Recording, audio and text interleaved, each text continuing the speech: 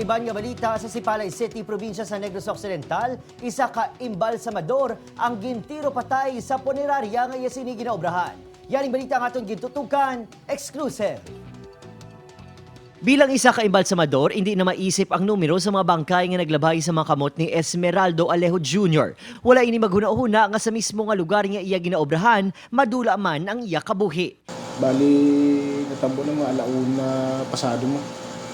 So, nakatulog ang biktima, tapos ang witness aram sa bangko, nakatulog. Ang biktima aram sa loob. So, ang suspect, sunod siyang punerarya. Afterwards, mapila ka minuto, nagwa na siya, gaglagan. Naabta na lang nga gapaligo siya kaugalingon nga dugo ang tumandok sang Sidjo Marabo, Barangay Mambaroto, Sipalay City sa punerarya nga ginaobrahan. Gilayon nga gindala sa Sipalay City Infirmary ang lawas ng biktima para sa isa ka postmortem examination. Kaya raman gambal nga dual scooter type. So, parang dig deeper namon.